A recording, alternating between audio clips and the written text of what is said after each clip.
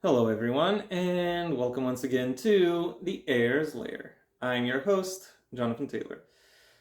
This video, as you might have been able to tell from its title, and like many others both past and future, is another book review.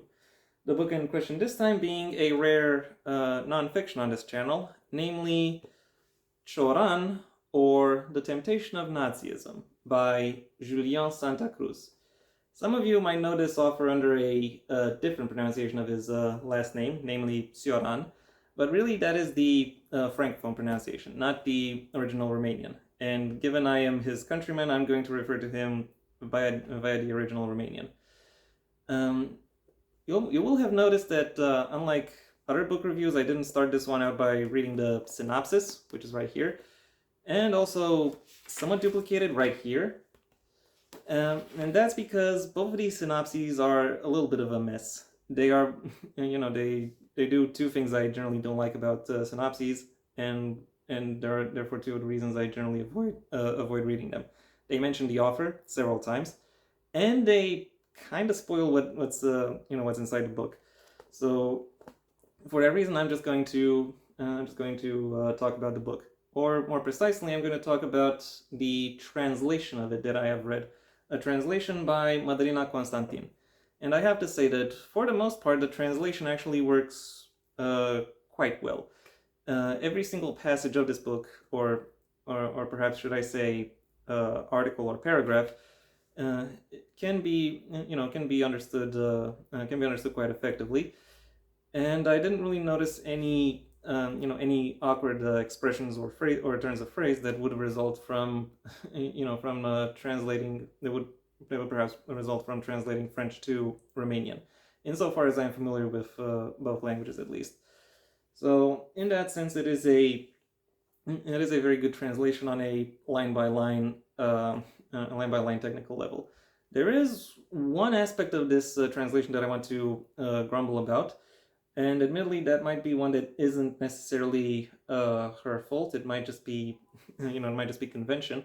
But there are some bibliography notes about this book where it quotes, where it quotes books that are about Cioran but not by Cioran, and those books tend to be French titles that are presented in French. Yeah, I know it's a weird complaint, but when their content and really everything else about this book, or what anything else presented in this book is translated as effectively and as rigorously as it is, the titles of some of the books it quotes are not translated kind of sticks out like a sore thumb, kind of like the translation effort is incomplete. I would have, personally, I would have wanted to see to see the works about Cioran that this book quotes, to have also been, to have also been uh, translated to Romanian, even if they might not be, even if they may not be available for purchase or reading within Romania. The book, the book presents all of the works by Cioran that it quotes in both, French and Romanian. So it could very effectively do the same thing when it comes to quoting works about Cioran. Anyway, citation grumblings aside, what can I say about the actual content of the book? Well, the summary, or the TLDW, Too Long Didn't Watch, of this review is I might find myself enlightened after having gone through this book. Admittedly, I didn't know much about Cioran going into it, except for the fact that he is one of Romania's name brand quasi exiled philosophers, and and going through this book kind of showcased a lot more about about what characterizes him, and about what his about how his intellectual development okay, that sounds bored, how his philosophical development proceeded. There were parts where there were parts that I found were a bit too uh, messily written or messily presented, and therefore had to reread. But but the overall presentation on both the large and small scale, in terms of in terms of presenting not just his not just Cioran's development, but also zooming in on specific moments in order to showcase what characterized his opinions at the time, has been done with a lot of attention and care. And I and I found it to be very helpful, and it did a lot towards building the overall message of the book. I think this would serve as a very effective primer within the within the works of Emil Cioran. And even if you are familiar with his works on a more on a higher level, you are quite likely to get something. You are quite likely to get something out of this book. And now that I'm done with the general impressions, it's time I delved into some specifics. This book is split between 7 chapters and a conclusion. One could assume that the logical way these would be structured would be chronologically, and indeed it does sort of look that way, especially in the first chapter when some biographical information about Cioran's early life is presented. But that is not really a trend that really makes itself noted throughout the entirety of the book. Aside from the fact that the conclusion of the book also has some, also includes some reactions to an elderly Cioran's and reaction. The conclusion of this book also includes some some of the reactions and responses an elderly Cioran had towards the works of his youth. But besides these particular chronological markers, there isn't really a strict chronological division between these chapters. Really, any work by Cioran, or any observation or any interaction of note that he has had can be quoted regardless of almost regardless of when it happened, within any singular chapter. And indeed, the defining trait of what makes one particular of how the works quoted by Cioran and show up and are commented upon when it comes to this book revolves around the theme of each individual chapter, and how exactly that feeds into the into his into Cioran's broader works. And when it comes to these individual chapters, they more or less all follow a similar structure with their own internal chronology. First presenting one particular aspect that brought some level of intellectual anguish to a younger Cioran, then depicting how his attitudes towards that subject have evolved once he had his philosophical awakening, so to speak, and first started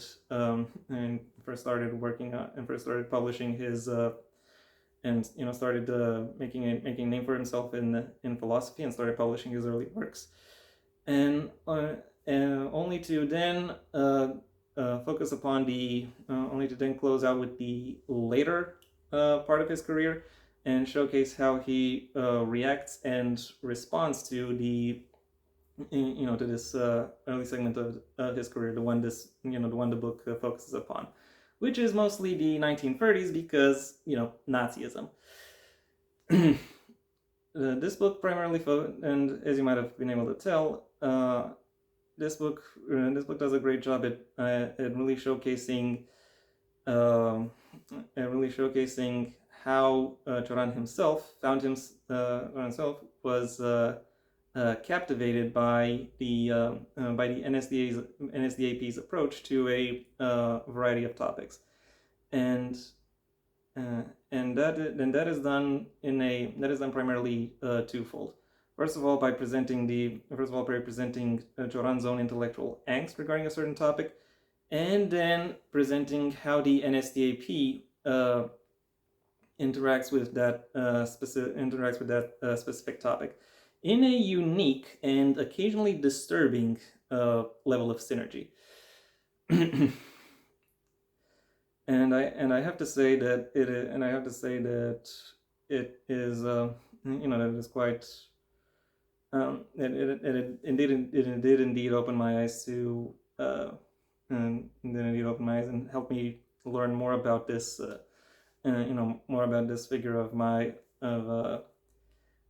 okay, maybe not my personal history, but of my but of my birth country's intellectual and it supported my country's intellectual reputation. And I have to say that the author of this book, Julian Santa Cruz himself, does a great job at contextualizing contextualizing the works of Cioran by really presenting the let's say the zeitgeist of the time, and showcasing how he himself intersects with it, and what exactly he adds to it. And I have to say that even though Julian Santa Cruz is a philosophy professor and is a history professor, and therefore philosophy isn't really his the topic of his primary training. He nevertheless has a pretty solid grasp on the zeitgeist within which Cioran mingled within the 30s, and knew how to knows how to present it, and how to build the appropriate context. There is, however, one exception to this.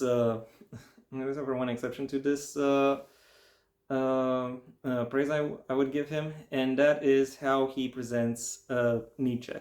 Because if you read this book, you may come to the conclusion that Cioran's works in some ways are a culmination of Nietzsche's own body of work. But if you are familiar with Nietzsche's work to any degree, then you will realize that Cioran is at best offering a justification for, or an apologia of, the very things Nietzsche himself rallied against. So yeah, it's odd that Julian Santa Cruz is able to present various other philosophical viewpoints for the most part, as effectively as he finds himself capable of doing.